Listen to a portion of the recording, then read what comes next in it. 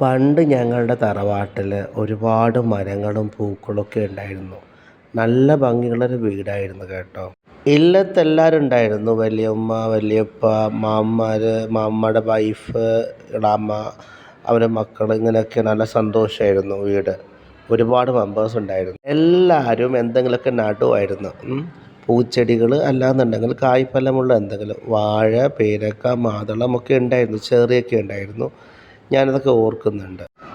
എൻ്റെ കുട്ടിക്കാലത്തെ ആ ഓർമ്മകൾ എൻ്റെ മനസ്സിലുണ്ട്. അതുകൊണ്ടാണ് ഞാനിപ്പോഴും ചെടികളെയും പൂക്കളെയും മരങ്ങളെയൊക്കെ സ്നേഹിക്കുന്നത്. നമ്മുടെ മക്കൾ നമ്മൾ ചെയ്യുന്നത് കണ്ടാൽ വളരുക. നമ്മുടെ സ്നേഹം, ഈ ചെടികളോടും മരങ്ങളോടൊക്കെയുള്ള സ്നേഹം, അതാണ് നമ്മളെ മക്കൾക്ക് കിട്ടുക. ഞാൻ എൻ്റെ മക്കളെ പ്രമോട്ട് ചെയ്യുകയാണ്, പ്ലാന്റേഷനൊക്കെ ചെയ്യിപ്പിച്ചുകൊണ്ട്. എൻ്റെ മക്കൾ വളർന്ന് ഈ മരങ്ങളെയും ചെടികളെയൊക്കെ സ്നേഹിക്കുന്ന നല്ല കുട്ടികളായി തീരട്ടെ. അത് പ്രകൃതി സ്നേഹമാണ്. ശരിക്കും പ്രകൃതി സ്നേഹിക്കുന്നവരായി തീരട്ടെ.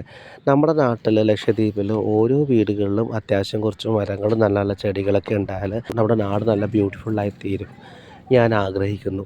ഞാൻ കുറേയൊക്കെ ചെയ്തു. പേരക്ക, ഞാവൽ, പിന്നെ ജാക്ക് ഫ്രൂട്ട്, ദ്വീപിലത്തെ ജാക്ക് ഫ്രൂട്ട്, അതുകൂടാണ്ട് നമ്മുടെ കസ്റ്റാർഡ് ആപ്പിൾ, ഇങ്ങനെ കുറച്ചൊക്കെ. നമ്മുടെ ലക്ഷദ്വീപിൽ പല ഭാഗത്തും വെള്ളം മുട്ടിക്കുന്നു. അതുകൊണ്ട് മരങ്ങളൊക്കെ നടുക. അപ്പോൾ മഴയെങ്കിലും ലഭിക്കും. സാൻഡ് എറോഷൻ, ഗ്ലോബൽ വാർമിങ്, ഇങ്ങനത്തെ പ്രശ്നങ്ങളൊക്കെ നമ്മൾ ഫേസ് ചെയ്യുന്നതല്ലോ. അപ്പോൾ അതുകൊണ്ട് ഇതൊക്കെ വേണം. ഇന്നത്തെ വീഡിയോ ഇത്രയാണ് കേട്ടോ. എല്ലാവരും ഒന്ന് സബ്സ്ക്രൈബ് ചെയ്ത് സഹായിക്കൂ പ്ലീസ്. ഷെയർ ചെയ്യൂ.